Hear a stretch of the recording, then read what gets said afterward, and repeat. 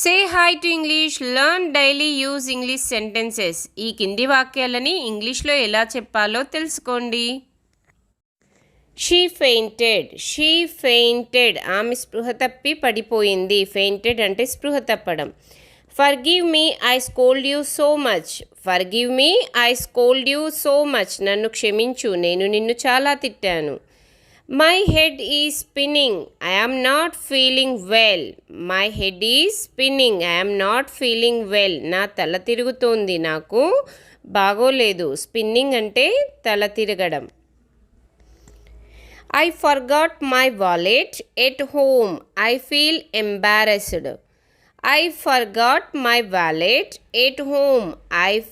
embarrassed. Forgot అంటే మర్చిపోవడం. నేను నా వాలెట్ని అంటే పర్స్ని ఇంట్లో మర్చిపోయాను.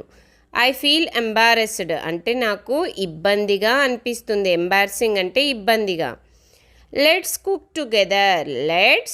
టుగెదర్. కలిసి వంట చేద్దాము. Let's play together. Let's drink together అంటే కలిసి చేయడం.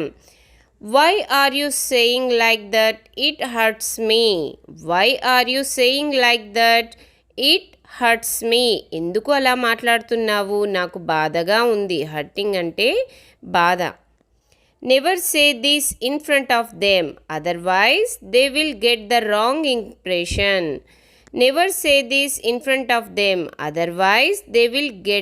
Wrong impression. ఎప్పుడు వాళ్ళ ముందు అలా చెప్పకు, లేకపోతే వాళ్ళకి తప్పుడు అభిప్రాయం ఏర్పడుతుంది. రాంగ్ ఇంప్రెషన్ అంటే తప్పు అభిప్రాయం. What works does she have here? ఆమెకు ఇక్కడ ఏమి పని ఉంది? Don't be a stubborn. మొండిగా ఉండకు. స్టబ్బన్ అంటే మొండితనం. How can you refuse me at the end? మీరు నన్ను చివర్లో ఎలా తిరస్కరించగలరు? Whatever happens to you, I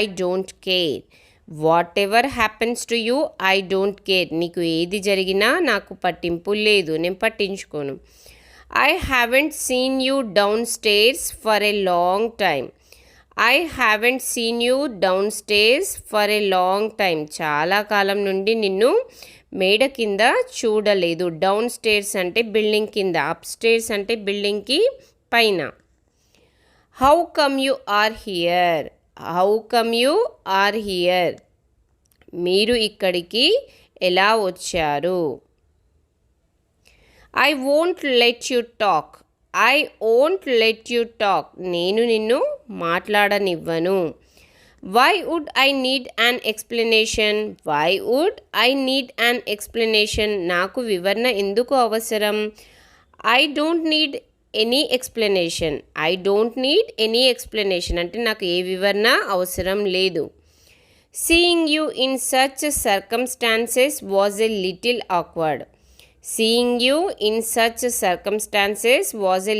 awkward. అలాంటి పరిస్థితుల్లో మిమ్మల్ని చూడడం కొంచెం ఇబ్బందిగా ఉంది. Everything is going fine in my life. నా జీవితంలో అంత సవ్యంగానే సాగుతుంది. He won't get to know. అతడు తెలుసుకోలేడు. He would trouble me with repetitive calls. అతను పదే పదే కాల్స్తో నన్ను ఇబ్బంది పెట్టేవాడు. He would trouble me with repetitive calls. When you were not here, your husband rang me. నువ్వు ఇక్కడ లేనప్పుడు your husband rang me. నీ భర్త నాకు ఫోన్ చేశాడు. When you were not here, your friend rang me. You should have picked my call. మీరు నా కాల్ని ఎత్తి ఉండాల్సింది. You should draw a line now between both of you. మీరు ఇప్పుడు మీ ఇద్దరి మధ్య ఒక గీతను గీయాలి. I am saying this for your sake. For your sake, నేను మీ మంచి కోసమే ఇలా చెప్తున్నాను.